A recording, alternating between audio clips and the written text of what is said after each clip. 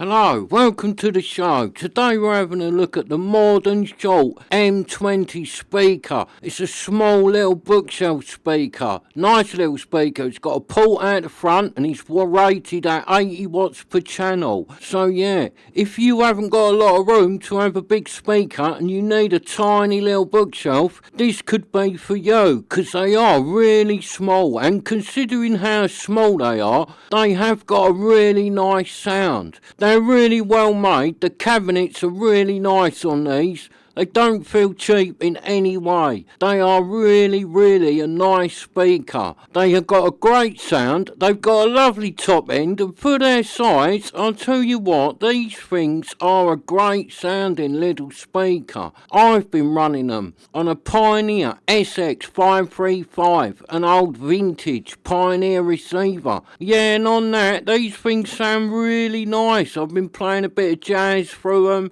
bit of country and western, bit of craft work, all sorts of different music, and they sound really good. I'm quite surprised at how good they sound considering how small they are, because a lot of these small speakers just don't deliver. They sound terrible, but this little M20 from Mordaunt really does sound nice. For the money you can pick these up for, oh, you can't really go wrong with a set. If you've got no room, these are a great one. I've also been running them on a NAD 7020, an old vintage receiver.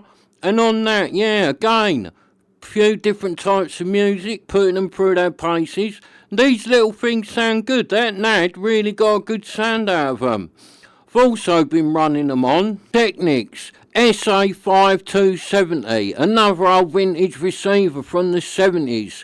And yeah, again, on that Technics, these little Mordaunt really sounded nice, so I was impressed with them. So if you really haven't got no room to have a bigger speaker, because obviously bigger is better, and these tiny little Mordaunt are not going to sound as good as a big high-end set of floor standers. But if you want the big high-end floor standers, you gotta get your money out, whereas these little Mordaunt are no money whatsoever, and the big floor stander takes up a ton of room, whereas these little Mordaunt are tiny. They take up no room whatsoever. So for their size, these are a really good little speaker. They've surprised me how good they are. So if you want a tiny little speaker with a good sound, you can't go wrong with the Mordaunt M20. But remember, other small speakers are available, so check out the channel.